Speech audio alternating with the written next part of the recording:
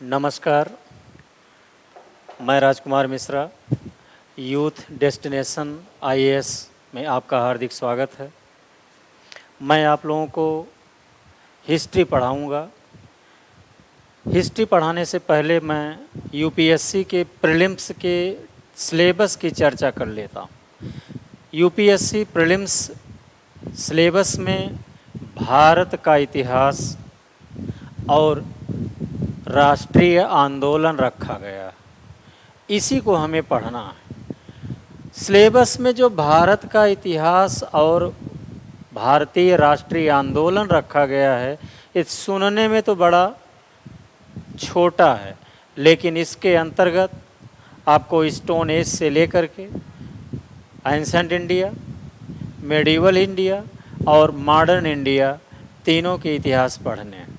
ठीक है, तो एंसेंट इंडिया में हमने आपको बताया स्टोन एज, फिर हड़प्पा सभ्यता, वैदिक संस्कृति,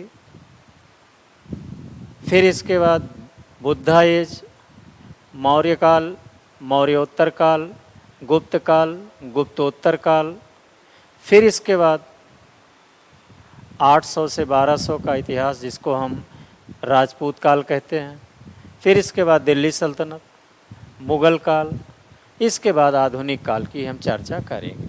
ठीक है, दिल्ली सल्तनत में आप जब पढ़ेंगे तो इसके पहले आप अरबों का आक्रमण, फिर इसके बाद तुर्कों का आक्रमण, कुतुबुद्दीन ऐबक, इल्तुतमिश, रजिया सुल्तान, बलबन, खिलजी वंश, खिलजी वंश के अंतर्गत जलालुद्दीन खिलजी, अलाउद्दीन खिलजी, मुबारक शाह खिलजी, फिर इसके बाद तुगलक वंश, गयासुद्दीन तुगलक, मोहम्मद बिन तुगलक, फिरोज शाह तुगलक, फिर इसके बाद सैयद वंश, फिर इसके बाद लोदी वंश, बहलोल लोदी, सिकंदर लोदी और इब्राहिम लोदी। इसके बाद हम आ जाएंगे मुग़ल में। मुग़ल काल में बाबर, हुमायूं, बीच में अफ़गानों को पढ़ेंगे, शेर शाह सूरी, उसके उत्तराधिकारी, फिर अकबर, अकबर, जहांगीर, शाहजहां, औरंगजेब और उसके उत्तराधिकारी को पढ़ें। इसके बाद मॉडर्न इंडिया में हम आएंगे तो यूरोपीय कंपनियों का आगमन, फिर इसके बाद ब्रिटिश का बंगाल विजय, कर्नाटक वार, फिर इसके बाद हम प्लासी का युद्ध, बक्सर का युद्ध, फिर इसके बाद ब्रिटिश गवर्नर जनरल को पढ़ेंगे। इसमें हम ब्रिटिश गवर्नर जनरल के अतिरिक्त आंदोलन पढ़ेंगे। इसके अलावा इसमें हम धर्म सुधार आंदोलन पढ़ेंगे, फिर राष्ट्रीय आंदोलन की चर्चा करेंगे, फिर हम स्वतंत्रता के बाद की चर्चा करेंगे। ठीक है, ये आपके सिलेबस में रखा हुआ है। ठीक है, अब यहाँ प्रश्न ये उठता है कि जो हम हिस्ट्री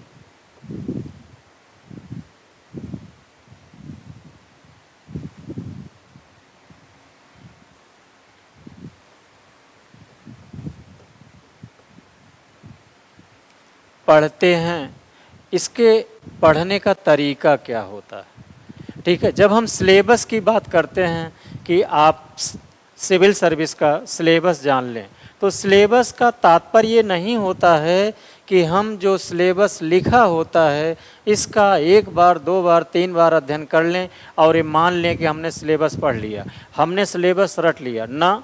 ये सिलेबस का मतलब नहीं होता। सिलेबस का मतलब ये होता है कि विद्यार्थी सिलेबस को देख करके प्रीवियस ईयर का पेपर उठाएं और उस पेपर के क्वेश्चन को देखें और यह देखें कि किस चैप्टर से कौन कौन से क्वेश्चन पूछे गए हैं, कितने क्वेश्चन पूछे गए हैं, कौन सा चैप्टर ऐसा है जिससे सर्वाधिक क्वेश्चन पूछे गए हैं, क्या इतिहास में कुछ ऐसे चैप्टर हैं जिनसे अभी तक क्वेश्चन पूछे ही नहीं गए हैं या कम से कम पूछे गए हैं। इनकी जानकारी रखना, जब तक आप इतने की जानकारी नहीं रखते तब तक यह नहीं माना जाता है कि आपने सिलेबस की जानकारी रखी है। ठीक है। तो मेरे कहने का मतलब सिलेबस की जानकारी का आशय ये है कि किस चैप्टर से कितने क्वेश्चन बने हैं, कितने प्रकार से बने हैं, और किस क्वेश्चन चैप्टर से क्वेश्चन बने ही नहीं हैं, आदि आदि का समग्र अध्ययन करना ही सिलेबस की जानकारी कही जाती है। ठीक है। तो आप इस तरीके से देखें और सिलेबस की जानकारी रखें। दूसरी बात यह है, इतिहास पढ़ें कैसे। ह्यूमैनिटी के सब्जेक्ट में हिस्ट्री एक ऐसा सब्जेक्ट है जो बेहद सरल है, इससे सरल सब्जेक्ट कोई है नहीं। इतिहास पढ़ने के लिए कुछ आवश्यक शर्तें होती हैं, कुछ आवश्यक जानकारियां होती हैं जिन्हें आपको लेना पड़ेगा। जब तक उन जानकारियों को नहीं लेंगे, जब तक वह जानकारी आपको नहीं होगी, तब तक आप इतिहास सिस्टम से नहीं पढ़ पाएंगे। ठीक है। इतिहास पढ़ने के लिए पहली आवश्यकता है कि जिस भी देश का, जिस भी प्रदेश का आप इतिहास पढ़ रहे हों, उस देश का, उस प्रदेश का जियोग्राफी की सामान्य जानकारी रख लें, उसका भौतिक भूगोल की जानकारी रख लें, उसके राजनैतिक भूगोल की जानकारी रख लें, उसके प्राकृतिक भूगोल की जानकारी रख लें। तो पहली आवश्यकता होती है उस देश या प्रदेश के भूगोल की सामान्य जानकारी। ठीक है। दूसरी आवश्यकता यह है कि जो कुछ भी आप इतिहास में पढ़ें, उसको वर्तमान भूगोल में वह स्थल कहाँ है, वह साम्राज्य कहाँ से कहाँ तक था, इसकी जानकारी रखें। अगर आप इसकी जानकारी नहीं रखते हैं तो आपका इतिहास का कॉन्सेप्ट क्लियर ही नहीं होगा और कॉन्सेप्ट आपका भूलेगा। ठीक है। तीसरी बात आपको क्या करनी है कि इतिहास पढ़ने के दौरान करंट अफेयर से, वर्तमान घटनाक्रम से इतिहास के घटनाक्रम को जोड़ें और इतिहास के घटनाक्रम को जोड़ करके आप पढ़ें, तभी आपको इतिहास की जानकारी होगी। चौथी और सबसे महत्वपूर्ण बात यह है कि इतिहास को कैसे पढ़ें। तो इतिहास को पढ़ने के लिए आपको दो बातों पर ध्यान देना होगा। पहला तो है निरंतरता। आप जब भी इतिहास पढ़ें तो इतिहास को कंटिन्यूटी देखें, इतिहास का निरंतरता देखें। मतलब यदि हम हड़प्पा सभ्यता पढ़ रहे हैं तो हड़प्पा सभ्यता के कौन कौन से फैक्ट, कौन कौन से कॉन्सेप्ट वैदिक काल में थे, बुद्धा एज में थे, मौर्य एज में थे, पोस्ट मौर्य एज में थे, गुप्ता एज में, पोस्ट गुप्ता एज में, इसको आप अलग से बिंदुवार डिफाइन कर लें। इसके बाद दूसरा पॉइंट आपको जानना है परिवर्तन। आप इस पर ध्यान दें। जब भी आप इतिहास पढ़ें, एक काल से दूसरे काल में आप यह देखें कि कौन कौन से बिंदु ऐसे हैं जो पहले कालखंड में थे या पहले चैप्टर में थे लेकिन अब दूसरे में नहीं हैं, दूसरे में परिवर्तित होकर के एक नया कॉन्सेप्ट आया है, एक नया फैक्ट आया है, उसको जानें। मतलब यदि हड़प्पा सभ्यता में हम पढ़ें तो वैदिक काल जब पढ़ने लगें तो ये देखें कि वैदिक संस्कृत में वह कौन कौन सा कॉन्सेप्ट, वह कौन कौन सा बिंदु है जो हड़प्पा सभ्यता से भिन्न है, जो हड़प्पा सभ्यता से भिन्न हो करके वैदिक युग में परिवर्तित हो रहा है। यही प्रक्रिया हर एज में आपको करनी है। तो इतिहास पढ़ने के लिए कंटिन्यूटी मस्ट है। आप इसको जानते चलें, कंटिन्यूटी कहाँ कौन कौन सा हो रहा है और कौन कौन से बिंदु में चेंजिंग आ रही है, यही इतना जान लें तो इतिहास बहुत सरल है। इतिहास में कुछ है ही नहीं। हमारे ही पूर्वजों का इतिहास। ठीक है, तो इन 4 बिंदुओं को ही आपको परमानेंट अपने दिमाग में बैठाना है और परमानेंट दिमाग में बैठा करके ही हिस्ट्री पढ़नी है। और एक बात आपको बताएं, एक हिस्ट्री का एटलस आता है। ठीक है, आप उस हिस्ट्री का एटलस जरूर ले लें। उस हिस्ट्री के एटलस में जिस डायनेस्टी को आप पढ़ेंगे उस डायनेस्टी का मैप बना होगा और उस मैप से, आज के मैप से आप जोड़ करके पढ़ें। ठीक है, तो ये तो हुआ इतिहास पढ़ने का तरीका। दूसरी बात यह है कि हम यूपीएससी की तैयारी करते हैं, यूपीपीएससी की तैयारी करते हैं, तो यूपीएससी यूपीपीएससी से भिन्न क्या है? यूपीएससी में क्वेश्चन जितने भी पूछे जाते हैं सब कॉन्सेप्ट बेस पर होते हैं। यहाँ सिर्फ कॉन्सेप्ट आपको तैयार करना है और इतिहास में कॉन्सेप्ट ही तो मुख्य है। आपने कॉन्सेप्ट तैयार कर लिया तो इतिहास अपने आप तैयार हो जाएगा। फैक्ट भूलते रहते हैं लेकिन कॉन्सेप्ट एक बार तैयार हो गया तो कभी नहीं भूलता। तो हिस्ट्री में आप जब इतिहास में आईएएस के लिए तैयारी करें, यूपीएससी की तैयारी करें तो कॉन्सेप्ट का तैयारी करें, कॉन्सेप्ट बेस पर इतिहास पढ़ें।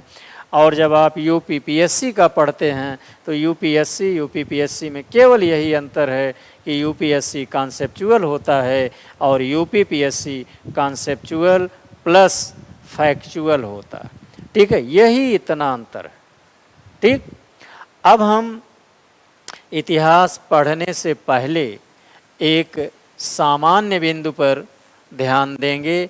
इतिहास के स्टूडेंट प्रायः इन बिंदुओं पर अनभिज्ञ होते हैं। प्रायः बच्चों से जब बताया जाता है कि इंडियन हिस्ट्री को 3 भागों में बांटा गया है, भारत का इतिहास, इसे 3 भागों में बांटा गया है। पहला है प्राचीन इतिहास, दूसरा है मध्यकालीन इतिहास और तीसरा है आधुनिक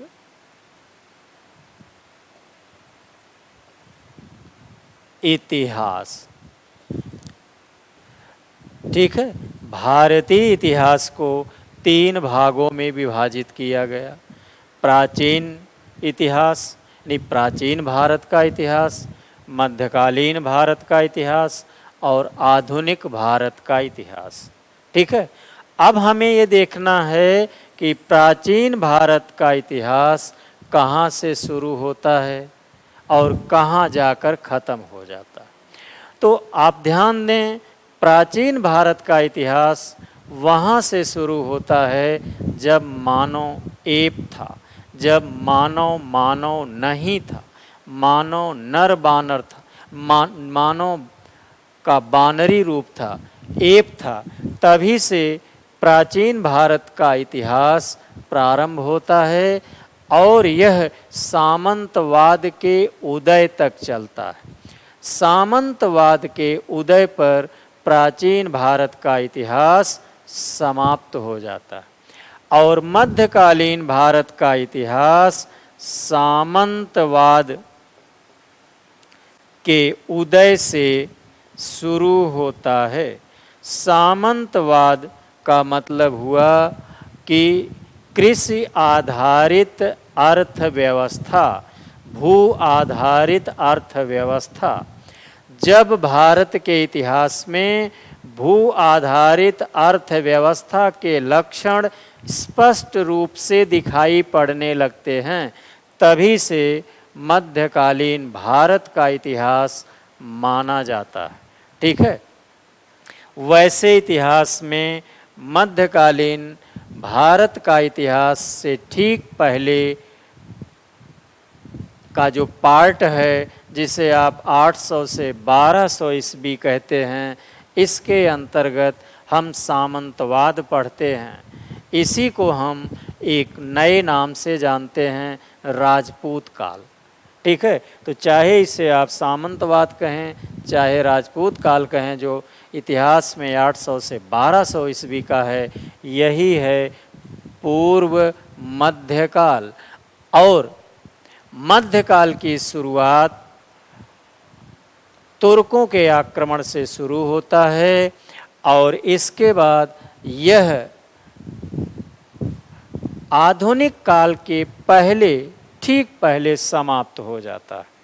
और आधुनिक भारत का इतिहास, यहाँ प्रश्न उठता है कि आधुनिक भारत का इतिहास कहाँ से प्रारंभ होता है, तो इसके लिए विद्वानों में मत भिन्नता है। वैसे भी इतिहास, आपको मैं बता दूं, इतिहास को कालखंडों में बांटा ही नहीं जा सकता, क्योंकि इतिहास एक सतत प्रक्रिया है। इतिहासकारों ने, विद्वानों ने हमारे अध्ययन के सुविधा के लिए इसे प्राचीन, मध्यकाल और आधुनिक इतिहास में विभाजित किया है।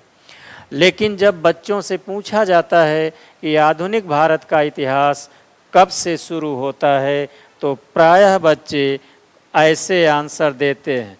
कुछ लोग कहते हैं 1707 से प्रारंभ होता है और कुछ लोग कहते हैं 1757 के प्लासी के युद्ध से प्रारंभ होता है, ऐसा वह बताते हैं। ठीक है, एक बात आपको मैंने बताया भी कि इतिहास को कालखंडों में विभाजित ही नहीं किया जा सकता। यह अध्ययन की सुविधा के लिए विद्वानों ने विभाजित किया है, और आधुनिक काल कहाँ से प्रारंभ हो, यह इतिहासकारों में विवाद का विषय है।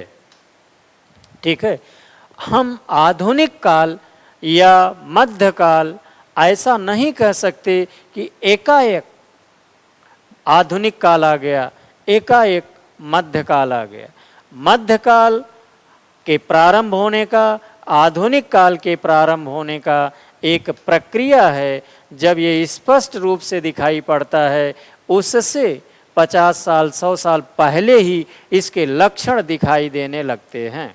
ठीक है, तो आधुनिक काल, जब बच्चों से पूछो कि 1707 क्यों मानते हैं, तो बच्चे प्रायः कहते हैं कि सर 1707 को औरंगजेब की मृत्यु हुई थी, तो यहीं से औरंगजेब की मृत्यु होने के कारण ही मुगल काल समाप्त हो गया, तो आधुनिक युग यहीं से प्रारंभ।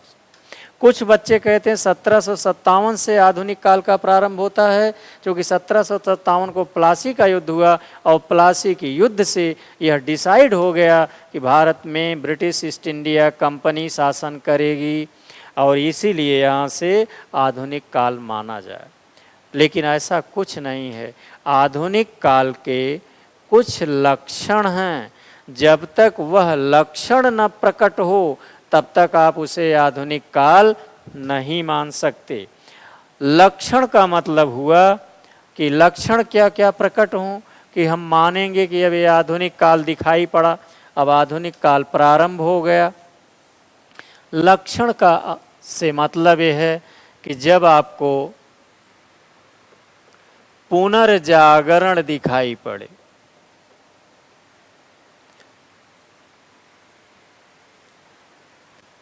पुनर्जागरण के लक्षण दिखाई पड़े। ठीक है, जब आपको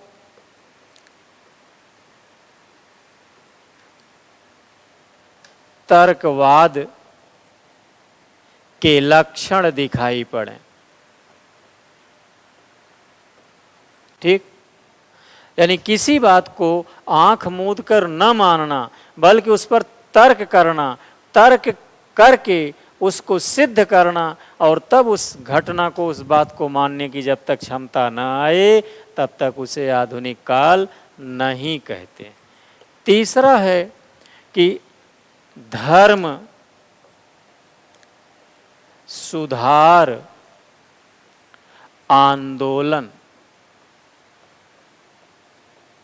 जब तक आपके इतिहास में धर्म सुधार आंदोलन के लक्षण न दिखाई पड़ें तब तक आप उसको आधुनिक काल नहीं कह सकते। ठीक है, तो हमने बताया कि पुनर्जागरण की भावना हो, तर्क करने की लक्षण हो, धर्म सुधार आंदोलन हो, यानी धर्म में जो बुराइयां हैं उसको दूर करने के लक्षण, जब ये प्रकट होने लगे तभी मानना चाहिए कि आधुनिक काल की शुरुआत हो गई है। ठीक है, तो आपको हमने बताया कि भारतीय इतिहास को 3 खंडों में विभाजित किया गया है, प्राचीन भारत का इतिहास, मध्यकालीन भारत का इतिहास और आधुनिक भारत का इतिहास। ठीक है, अब हम एक बात और बताना चाहते हैं कि बच्चे जब इतिहास पढ़ना शुरू करते हैं तो उन्हें पहली चीज़ तो ये रहती है कि इसमें डेट बहुत ज़्यादा है और वो बच्चे डेट को याद करने का प्रयास करते हैं जो प्रायः भूलने लगता है। तो मैं आपको बताऊं, इतिहास में डेट जो हैं वो आपको समझाने के लिए हैं, बट वह परीक्षा की दृष्टि से आवश्यक नहीं है। परीक्षा की दृष्टि से कुछ ही डेट आवश्यक हैं जो हम पढ़ाने के दौरान आपको बताएंगे कि यह डेट आप पढ़ लें, यह ज़रूरी। और मैं आपको बताऊं, डेट में वो डेट इम्पॉर्टेंट होता है जो डेट इतिहास को एक नई दिशा देता है, इतिहास को एक नया रास्ता दिखाता है, इतिहास में एक नए प्रकार की चेंजिंग लाता है, वही घटना इम्पॉर्टेंट होता है और सारी घटना इसमें इम्पॉर्टेंट नहीं होती। तो इस इतिहास पढ़ने पर प्रायः स्टूडेंट की एक प्रॉब्लम ये होती है, सर इतिहास में घटनाएं बहुत ज़्यादा हैं, इसको कैसे याद करें, इसके डेट कैसे याद करें। तो हर घटना इम्पॉर्टेंट नहीं है, हर डेट इम्पॉर्टेंट नहीं है, कुछ ही चंद डेट इम्पॉर्टेंट हैं, चंद घटनाएं इम्पॉर्टेंट हैं जो इतिहास को दशा और इतिहास को दिशा प्रदान किए हैं। वही घटना, वही डेट आपको याद करनी है। हम पढ़ाने के दौरान बीच बीच में आपको बताते चलेंगे कि ये डेट इम्पॉर्टेंट है, ये घटना इम्पॉर्टेंट है, यह आने वाले इतिहास को दिशा देगा, आने वाले इतिहास का दशा निर्धारित करेगा, वो आपको इम्पॉर्टेंट है, वही आपको याद करना। अगली बात यह है, जब बच्चे इतिहास पढ़ते हैं तो प्रायः हम लोगों से चर्चा करते रहते हैं कि सर बीसी और एडी में अंतर क्या है, ये बीसी क्या है, एडी क्या है। ठीक है, इसे हमको क्लियर कर दें। तो प्रायः बच्चे यही नहीं जानते। कई बार तो ऐसा होता है कि कंपटीशन लोग 2 साल 4 साल से तैयार कर रहे हैं, आप उनसे पूछेगा आप 4 साल से तैयारी कर रहे हैं, ये बीसी क्या है, एडी क्या है, तो वो आपको नहीं बता पाते।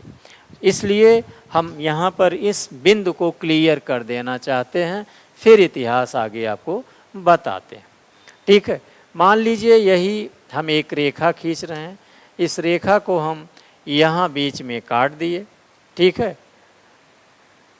और एक यहाँ बना दिया। ठीक है, इसको हमने 0 कर दिया। ठीक, और इसको मान लीजिए अभी हमने 2021 मान लीजिए लिख दिया, और इसको हमने मान लीजिए लिख दिया 2500। ठीक है, अब जो ये 0 है यहां होगा क्या,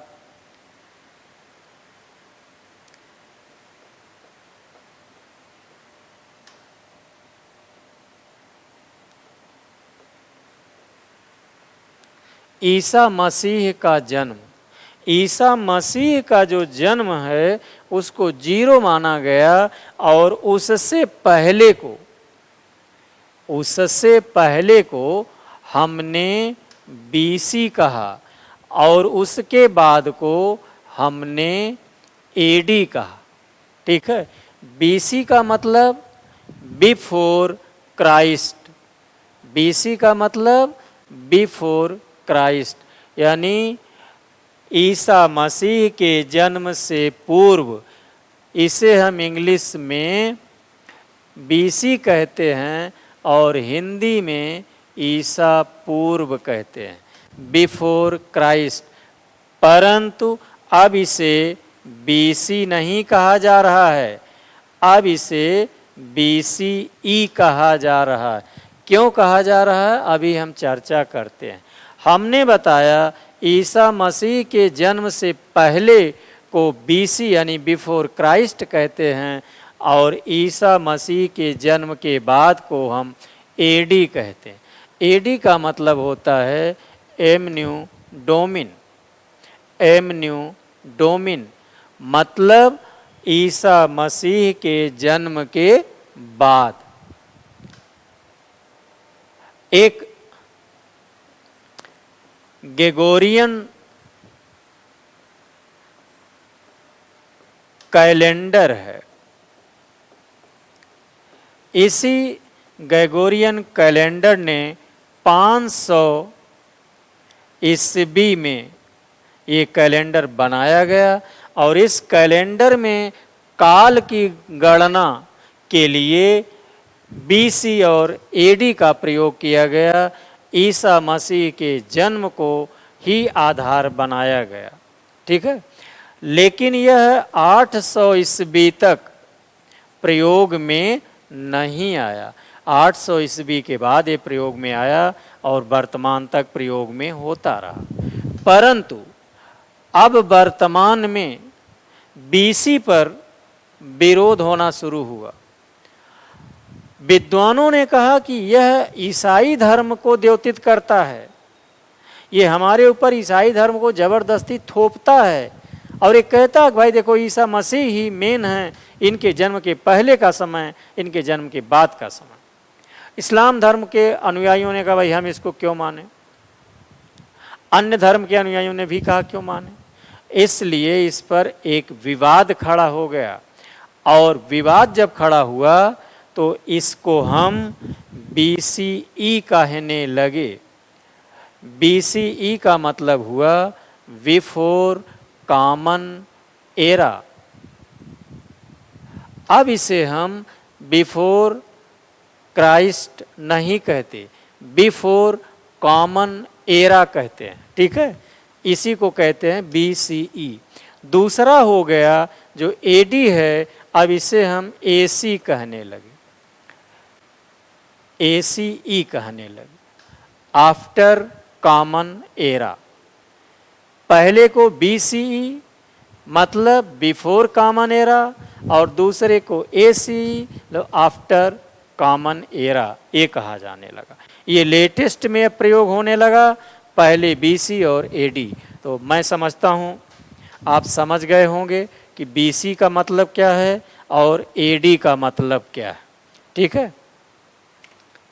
क्योंकि प्रायः स्टूडेंट यही नहीं समझ पाते, ठीक। अब हम आपको मॉडर्न हिस्ट्री से इतिहास पढ़ाना शुरू करेंगे। तो सबसे पहले हम मॉडर्न हिस्ट्री से शुरुआत कर रहे हैं। तो मॉडर्न हिस्ट्री का जो पहला चैप्टर है, जहाँ से प्रायः मॉडर्न हिस्ट्री पढ़ाने की शुरुआत की जाती है, वह है यूरोपीय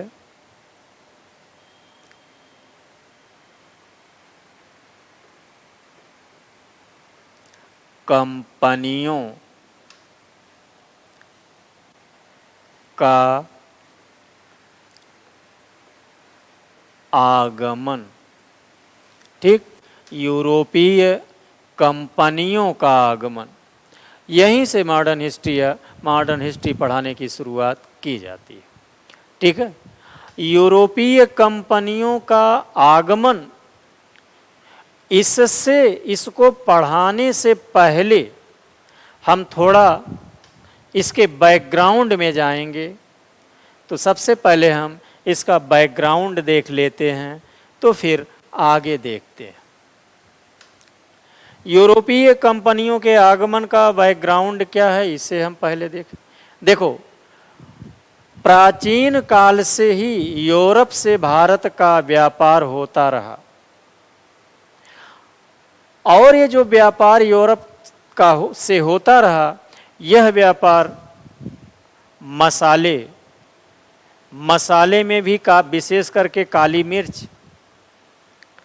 मोती, हाथी दांत के बने वस्तुएं, अन्य समुद्री उत्पाद, रेशमी वस्त्र, सूती कपड़े, जड़ी बूटी आदि का व्यापार यूरोप से होता था और हमेशा व्यापार का पलड़ा भारत के पक्ष में रहता था। ठीक है।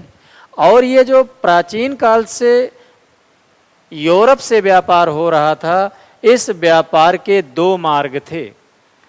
पहला मार्ग था स्थल मार्ग, और ये स्थल मार्ग कैसे था, किस रास्ते से था, इसे देख लें।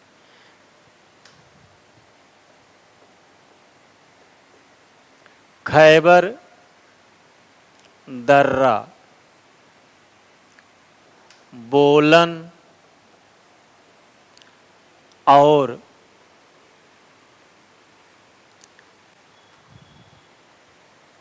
गोमल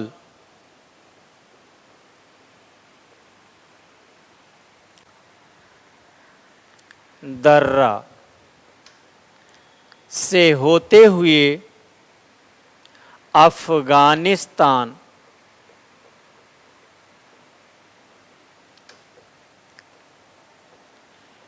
ईरान, इराक होते हुए टर्की तक ये रास्ता जाता था। फिर टर्की से जिनेवा और वेनिस भारत का माल पहुंचता था। कैसे स्थल मार्ग से जाता था? खैबर, बोलन और गोमल दर्रा से होते हुए अफगानिस्तान, ईरान, इराक, टर्की होते हुए समुद्र को क्रॉस करके इटली के जिनेवा और वेनिस में यह वस्तु पहुंचता था और वहीं से फिर ये वस्तु संपूर्ण यूरोप में पहुंचता था। ठीक। दूसरा मार्ग जो था वह था जल मार्ग। जल मार्ग, जल मार्ग दो थे।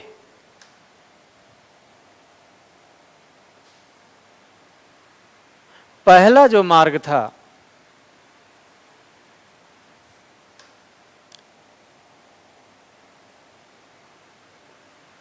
पहला मार्ग जो था जल मार्ग, वह अरब सागर,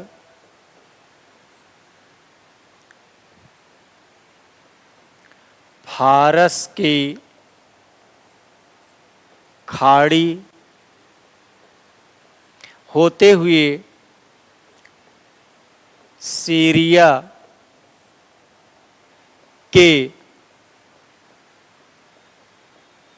एलेप्पे बंदरगाह पहुंचता था। फिर यहीं से भूमध्य सागर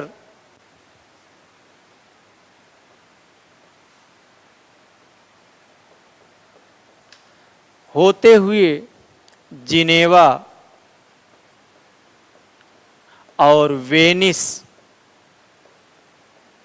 तक जाता था। दूसरा स्थल मार्ग, दूसरा जल मार्ग जो था वह था अरब सागर,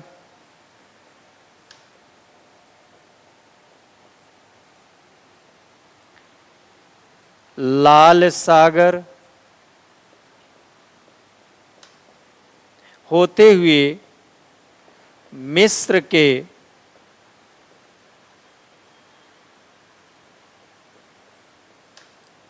एलेक्जेंड्रिया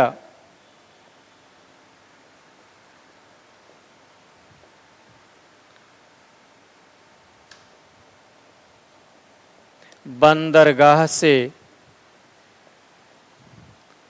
भूमध्य सागर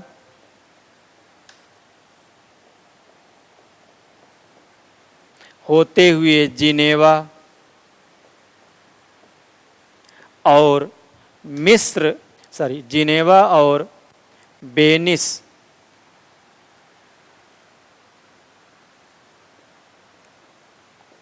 यह पहुंचता था।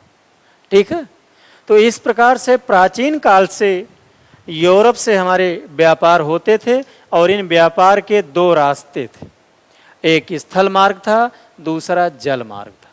इन्हीं दोनों मार्गों से यूरोप को भारतीय वस्तुएं जाती थीं और यूरोप की वस्तुएं भारत आती थी।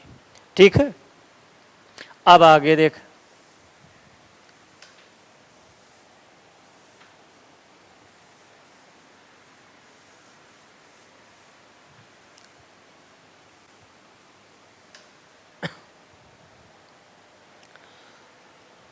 तीसरी शताब्दी, ध्यान दें एक बात कि जो भारत का व्यापार यूरोप से होता था, रोमन साम्राज्य से होता था, तो ये जो रोमन साम्राज्य है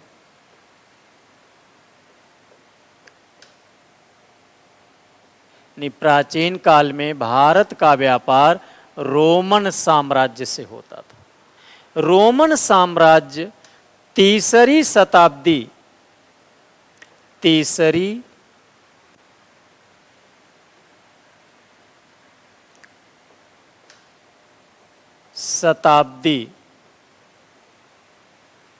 ईस्वी में दो भागों में विभक्त हो गया।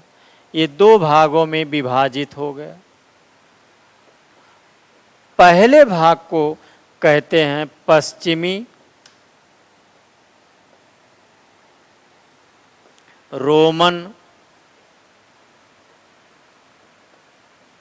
साम्राज्य और दूसरे भाग को कहते हैं पूर्वी रोमन साम्राज्य। कहने का मतलब ये हुआ कि प्राचीन काल में भारत का व्यापार जो रोमन साम्राज्य से होता था, वह तीसरी शताब्दी ईस्वी तक आते आते वह रोमन साम्राज्य दो भागों में विभाजित हो गया। पहला भाग है पश्चिमी रोमन साम्राज्य और दूसरा भाग है पूर्वी रोमन साम्राज्य। पूर्वी रोमन साम्राज्य को हम एक और नाम से जानते हैं,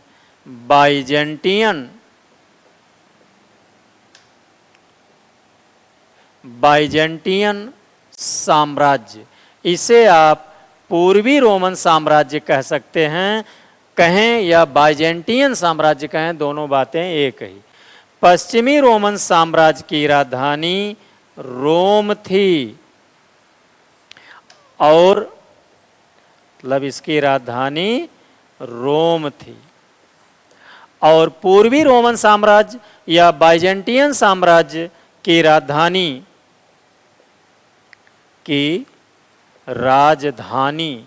ये हुई कहाँ?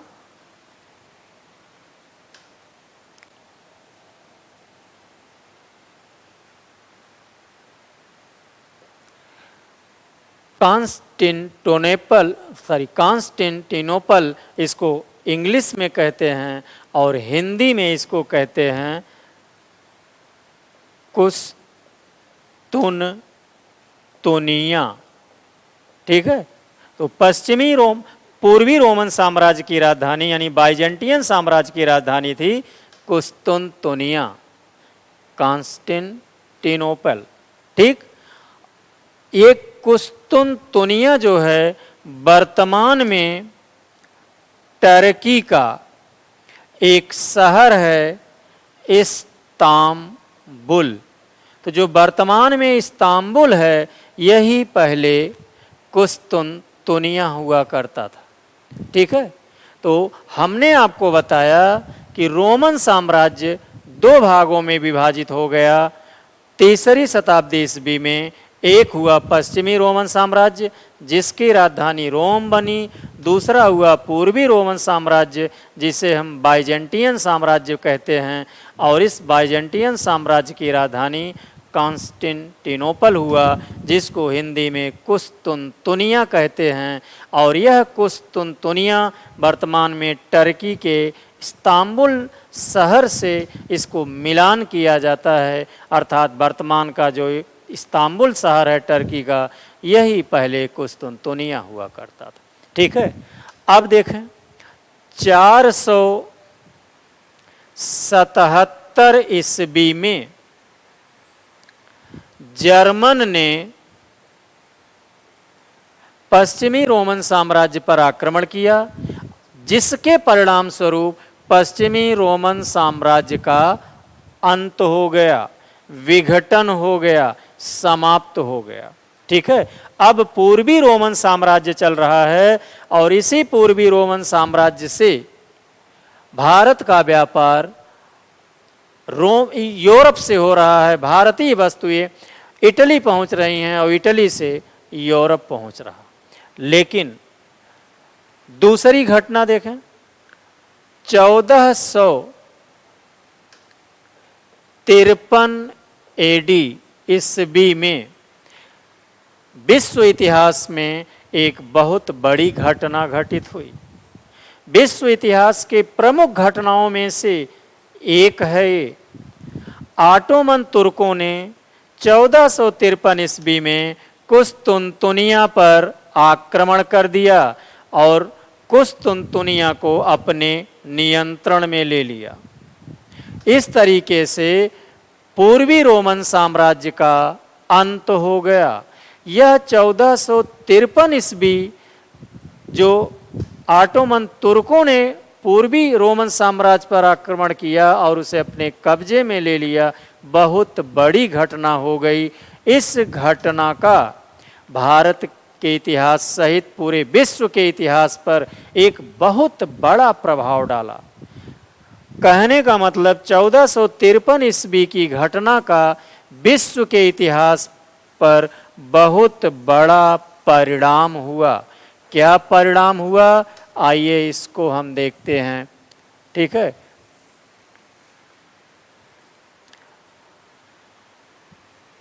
मतलब कुस्तुनतुनिया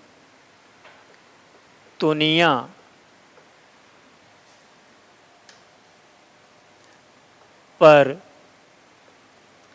ऑटोमन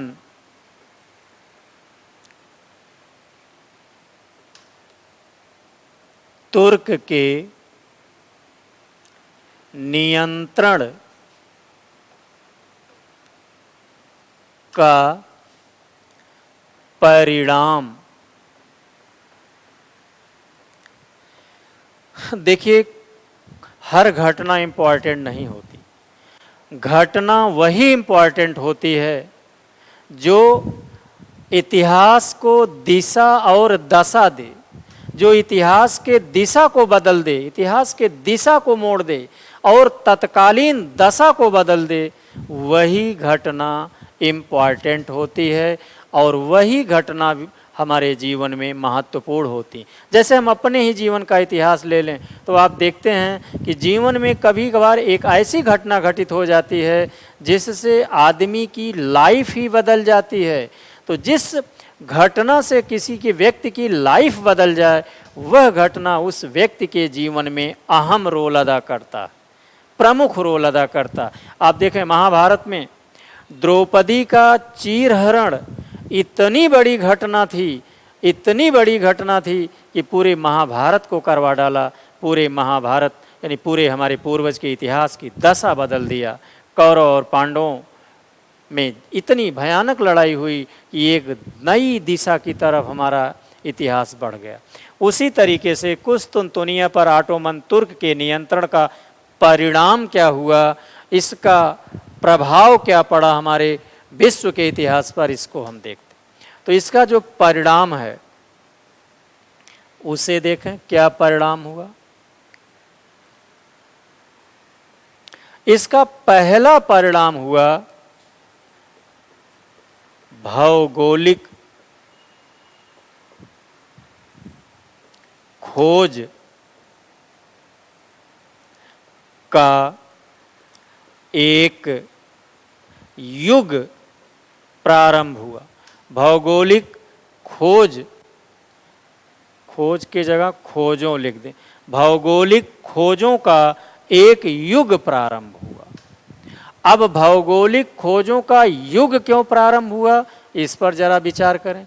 जब ऑटोमन तुर्कों ने कुस्तुनतुनिया पर नियंत्रण स्थापित कर लिया तो यूरोप, भारत की जो वस्तु जाती थी, भारत से जो व्यापारी वस्तु लेकर जाते थे, वह मार्ग अवरुद्ध हो गया, क्योंकि इसी मार्ग से भारतीय वस्तुओं का व्यापार होता था। यूरोपीय व्यापारी इसी मार्ग से भारतीय वस्तुओं को ले जाते थे। अब ऑटोमन तुर्कों ने नियंत्रण स्थापित करके व्यापार करने पर मनाही कर दी। अब परिणाम में हुआ, भारत का वस्तु जिनेवा और वेनिस पहुंचना बंद हो गया। संपूर्ण यूरोप को भारत की वस्तुएं मिलनी बंद हो गई। हमने अभी आपको बताया कि भारत से दो प्रकार की वस्तुएं सप्लाई होती थी, एक तो मसाला, मसाले में काली मिर्च, दूसरा जो भारत से सप्लाई होता था वह था कि प्रसाधन से संबंधित वस्तुएं, जैसे वस्त्र, सूती वस्त्र, रेशमी वस्त्र, हाथी दांत की बनी वस्तुएं, मोती, समुद्री उत्पाद। इसके अलावा कुछ महत्वपूर्ण लकड़ियां भी सप्लाई होती थीं, साथ ही साथ जड़ी बूटियों का सप्लाई होता था। लेकिन इन सभी में सर्वाधिक महत्वपूर्ण था मसाला और काली मिर्च। तो जब मसाला यूरोप को मिलना बंद हो गया तो यूरोप में बड़ी खलबली मच गई, क्योंकि ठंड आने से पहले, ठंड आने पर वहाँ पर पशुओं के भोजन का कोई व्यवस्था नहीं होता, चारे का अभाव हो जाता है। चारे के अभाव में पशुएं कमज़ोर होने लगते हैं। तो यूरोप में क्या होता है कि चारे के अभाव होने से पहले, यानी ठंड आने से पहले, वो हिष्ट पुष्ट पशुओं को काट देते हैं और उस मसाले में नमक मिला करके आने वाले समयों में खाने के लिए सुरक्षित रख लेते हैं, और मसाला उनके भोजन को टेस्टी बना देता है। इसलिए जब ये मसाला इनको नहीं मिलने लगा तब ये परेशान हो गए, और परेशान हो करके भौगोलिक खोजों का युग वहाँ प्रारंभ हुआ। दूसरा परिणाम क्या हुआ, नंबर 2, दूसरा परिणाम ये हुआ कि यूरोप में पुनर्जागरण प्रारंभ हुआ। यूरोप में पुनर्जागरण प्रारंभ हुआ। पुनर्जागरण का मतलब हुआ कि पुनः जागरण, यानी फिर से जागना। जो मध्यकाल में यहाँ के लोग एक सुषुप्तावस्था में आ गए थे, एक सोने की अवस्था में आ गए थे, वह फिर से अब जाग गए। उनके सुषुप्तावस्था से पुनः जागने की अवस्था को पुनर्जागरण कहते हैं। और ये पुनर्जागरण आया क्यों? क्योंकि जब कुस्तुनतुनिया पर ऑटोमन तुर्कों ने कब्जा कर लिया तो यहाँ के विद्वान, दार्शनिक और कलाकार कुस्तुनतुनिया छोड़ दिए, और कुस्तुनतुनिया छोड़ करके इटली चले गए। इटली में वेनिस, जिनेवा चले गए। क्यों वहाँ गए और अन्यत्र क्यों नहीं गए? क्योंकि वेनिस और जिनेवा यूरोप और एशिया के व्यापार का केंद्र बिंदु था, इसलिए यहाँ के व्यापारी बहुत ही रिच थे, बहुत धनी थे। अमीर लोग प्रायः दार्शनिकों, कलाकारों और साहित्यकारों को संरक्षण दिया करते हैं। यही वजह है कि दार्शनिक, विद्वान और कलाकार कुस्तुनतुनिया छोड़ करके वेनिस और जिनेवा चले गए, इटली चले गए। इसलिए यहाँ पर उनके पहुँचने पर पुनर्जागरण आया, एक क्रांति आ गई।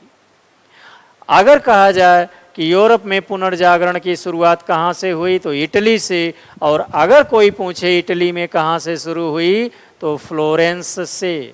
ठीक है, इटली में एक शहर है फ्लोरेंस।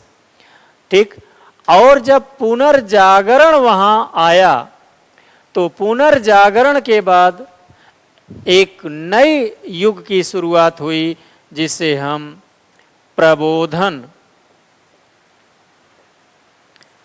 युग कहते हैं। प्रबोधन युग को इंग्लिश में एनलाइटनमेंट कहते हैं। मतलब पुनर्जागरण आने के बाद वहाँ के लोग एनलाइटनमेंट हो गए, एनलाइटन्ड हो गए। एनलाइटन्ड का मतलब तार्किक क्षमता आ गई उनके अंतर्गत एनलाइटन्ड एबिलिटी आ गई, तर्क करने की योग्यता आ गई, तार्किकता आ गई। अब हर बात को ये तर्क के आधार पर, तर्क के कसौटी पर कस करके ही उसको मानते हैं, उसको स्वीकार करते हैं या उसे अस्वीकार करते हैं। तो प्रबोधन का युग आया और इस प्रबोधन युग का विशेषता हमने बताया तर्कवाद था और रेशनल एबिलिटी, रेशनलिटी थी। और इस रेशनल के वजह से यूरोप में जो चौथा प्रभाव पड़ा वह था धार्मिक सुधार आंदोलन। क्या हुआ? धार्मिक सुधार आंदोलन हुआ। हम एक एग्जाम्पल देकर बता रहे हैं आपको। यूरोप ईसाइयों का महाद्वीप है। यहाँ ईसाई इनके प्रमुख देवता हैं, यानी इनका धर्म था ईसाई धर्म। ठीक। और ईसाई धर्म को,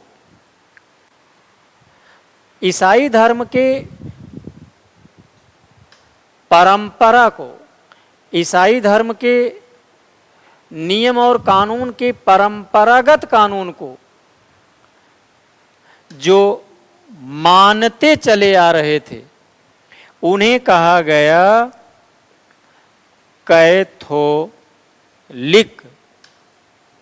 और जो ईसाई धर्म की परंपरा को मानने से पहले तर्क करना शुरू कर दिए, जो ईसाई धर्म की पुरातन परंपरा को मानने का प्रोटेस्ट करना शुरू कर दिए, उन्हें क्या कहा गया? प्रोटेस्टेंट। तो इस प्रकार से प्रबोधन युग के आने पर यूरोप में धर्म सुधार आंदोलन हुआ। ईसाई धर्म दो भागों में बटा। ईसाई धर्म के परंपरागत नियमों को मानने वाले को कैथोलिक कहा गया और ईसाई धर्म की परंपरागत नियमों का प्रोटेस्ट करने वाले को प्रोटेस्टेंट कहा गया। और इस प्रोटेस्टेंट का प्रमुख जो था वह था मार्टिन लूथर किंग। ठीक है। हम इस चीज को इसलिए बता रहे हैं क्योंकि जब आप इंडियन हिस्ट्री पढ़ेंगे, इंडियन हिस्ट्री में धार्मिक सुधार आंदोलन पढ़ेंगे, तो यहाँ प्रश्न पूछा जाएगा कि निम्नलिखित में से किसे भारत का मार्टिन लूथर किंग कहा जाता है? तो आप बताएंगे स्वामी दयानंद सरस्वती को इंडिया का मार्टिन लूथर किंग कहा जाता है। ठीक है। तो 1453 का कुस्तुनतुनिया पर ऑटोमन तुर्कों का नियंत्रण का परिणाम क्या हुआ? आपने देखा ये 4 पॉइंट हैं। इन 4 पॉइंटों में से 3 की हमें कोई ज़रूरत नहीं है। हम केवल पढ़ेंगे भौगोलिक खोजों का युग। क्या पढ़ेंगे? भौगोलिक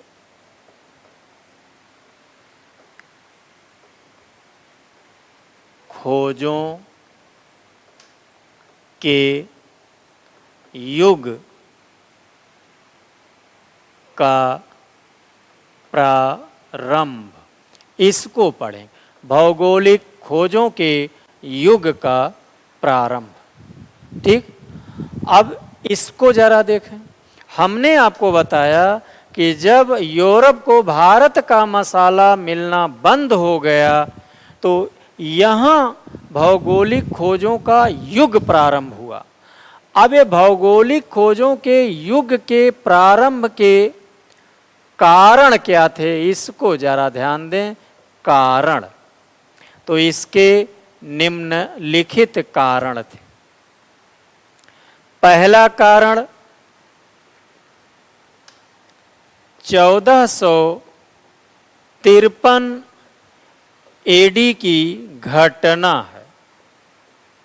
क्या है? 1453 एडी की घटना। मतलब कुस्तुनतुनिया पर ऑटोमन तुर्कों का कब्जा। जब कुस्तुनतुनिया पर ऑटोमन का कब्जा हो गया, ऑटोमन तुर्कों का कब्जा हो गया, तो यहाँ यूरोप के व्यापारी मसाला न पाने के कारण भारत को खोजना प्रारंभ किए। दूसरा कारण क्या था? शासकों एवं व्यापारियों का योगदान। ठीक, शासकों एवं व्यापारियों का योगदान। शासकों एवं व्यापारियों के योगदान को हम दो भागों में बांटकर देखेंगे। पहला है स्पेन और दूसरा है पुर्तगाल। यूरोप के दो देश स्पेन और पुर्तगाल ऐसे थे जिन्होंने भारत को खोजने का, समुद्री मार्ग खोज के माध्यम से भारत को खोजने का प्रयास प्रारंभ किया। इसमें सबसे पहले हम पुर्तगाल को ले लेते हैं। पुर्तगाल का एक राजकुमार था, उस राजकुमार का नाम था हेनरी। ठीक है, इसे द नेविगेटर कहा जाता। Henry the navigator. नेविगेटर मतलब होता है नाविक। द नेविगेटर इसकी उपाधि थी। इसे नाविक यात्रा करने का बड़ा शौक था और इसने क्या किया, अफ्रीका तट का मैप तैयार करवाया। कई बार इसने अफ्रीकी तट की यात्रा की और अफ्रीकी तट का मैप तैयार करवाया। क्या किया? अफ्रीकी तट का मैप यानी नक्शा तैयार करवाया। यहां से प्रश्न पूछा जाता है कि अफ्रीकी तट का मैप निम्नलिखित में से किसने तैयार करवाया था? तो आंसर होता है हेनरी द नेविगेटर। कभी या कभार यहां से ऐसे प्रश्न पूछ लिए जाते हैं कि द नेविगेटर की उपाधि किसने धारण की? ठीक है, तो पुर्तगाली राजकुमार हेनरी ने। और फिर यहां से एक विद्वान बार्थो लोम्यू डियाज, बार्थोलोम्यू डियाज अफ्रीकी तट के मैप का सहारा लेकर के भारत को खोजने के लिए निकला, लेकिन 1400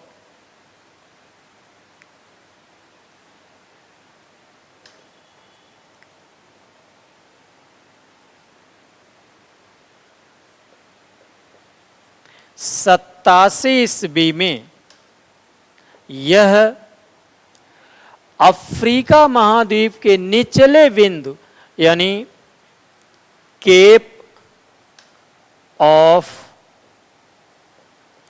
गुड होप, जिसे हम कहते हैं उत्तमासा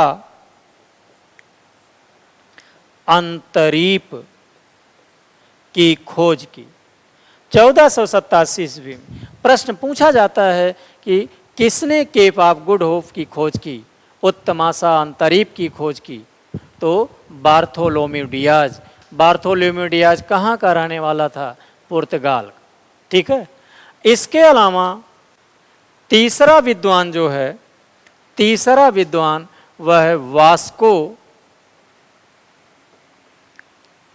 डी गामा, इसने पुर्तगाल की राजधानी लिस्बन से 1498 ईस्वी में समुद्र के मार्ग से भारत को खोजने के लिए निकला और यह अफ्रीकी तट के मैप का प्रयोग करते हुए उत्तमासा अंतरीप आया और यहाँ पर इसे एक गुजराती पथ प्रदर्शक, गुजराती पथ प्रदर्शक मिला, जिसका नाम अब्दुल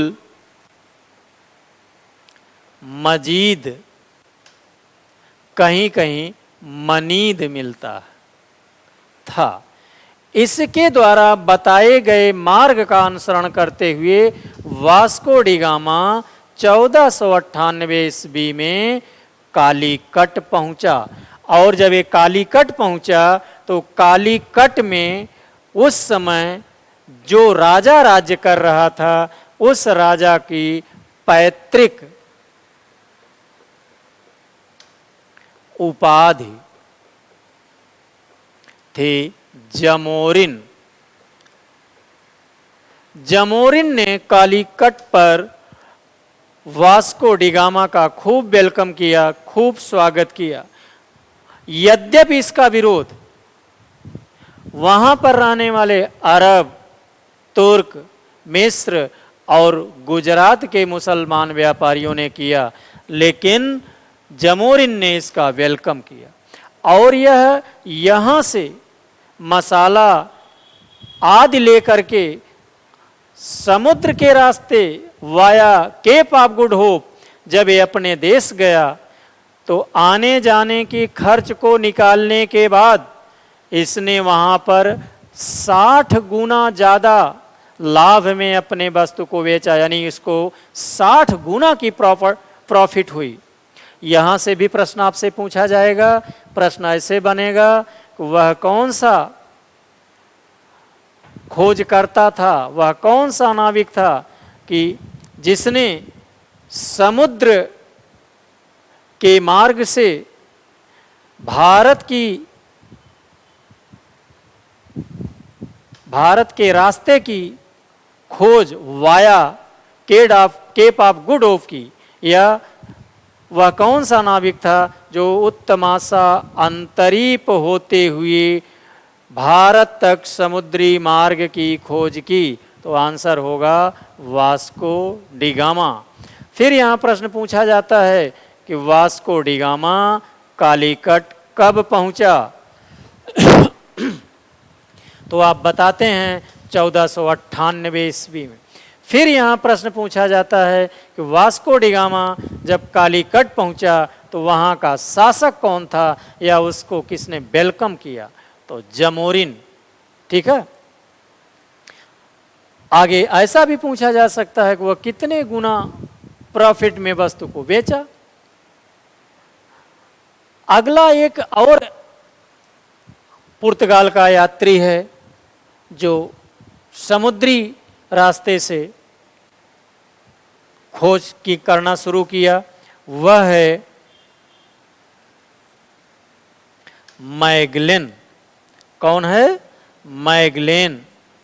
मैगलेन लिस्बन से चला, अटलांटिक महासागर होता हुआ वह दक्षिणी अमेरिका के निचले पॉइंट से प्रशांत महासागर चला गया। जहाँ से वो गया उसे आज मैगलेन स्ट्रेट कहते हैं और प्रशांत होते हुए पूरी दुनिया की, पूरे संसार का चक्कर लगाया। तो यहाँ से भी प्रश्न पूछा जाता है वह कौन सा नाविक था जिसने पूरी दुनिया का चक्कर लगाया? तो वह है मैगलेन। जब पुर्तगाली इस तरीके से समुद्री मार्ग की खोज कर रहे थे तो भला स्पेन पीछे रहने वाला क्यों था? स्पेन ने क्या किया? एक व्यक्ति को स्पॉन्सर किया। वह व्यक्ति है कोलंबस। कोलंबस को इसने स्पॉन्सर किया। स्पॉन्सर मैं इसलिए बोल रहा हूं क्योंकि कोलंबस मूलतः इटली का नाविक था, स्पेन की तरफ से यह खोज कर रहा था। तो तो यह स्पेन से यानी मैड्रिड से भारत की खोज करने के लिए निकला, लेकिन अटलांटिक महासागर से डाइवर्ट हो गया और पहुंच गया वह अमेरिका। अमेरिका जब पहुंचा तो इतना ये प्रसन्न हुआ, इसे लगा मैं इंडिया आ गया हूं, और इसने वहां के लोगों को प्रसन्न होकर इंडियन कहा और नई दुनिया इसे कहा गया।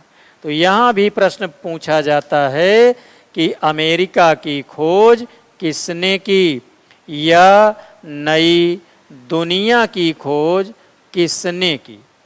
ठीक है, तो आप बताते हैं कोलंबस। 1492 ईस्वी में कोलंबस ने नई दुनिया या अमेरिका की खोज की। यद्यपि अमेरिका का नाम अमेरिगो वेस्पुस्सी के नाम पर पड़ा है। किसके नाम पर? अमेरिगो वेस्पुस्सी के नाम पर पड़ा अमेरिका। ठीक है, अगला पॉइंट है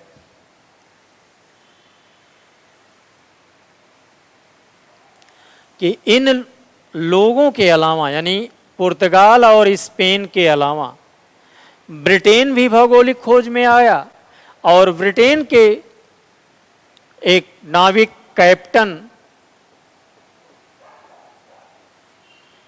कुक ने ऑस्ट्रेलिया की खोज की। ऑस्ट्रेलिया की खोज की। इसी तरह से हॉलैंड, जिसे आज आप नीदरलैंड कहते हैं, इसका 3 नाम डच, हॉलैंड और नीदरलैंड। तो हॉलैंड का एक नाविक तस्मान ने तस्मानिया और न्यूजीलैंड की खोज की। ठीक है, यहां से भी प्रश्न पूछे जाते हैं। ठीक है, अब अगला पॉइंट है भौगोलिक खोजों के कारण का। वह है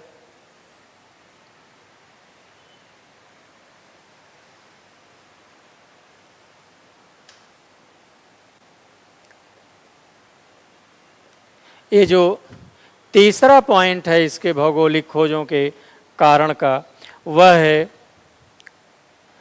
वैज्ञानिक आविष्कार। ठीक, वैज्ञानिक आविष्कार।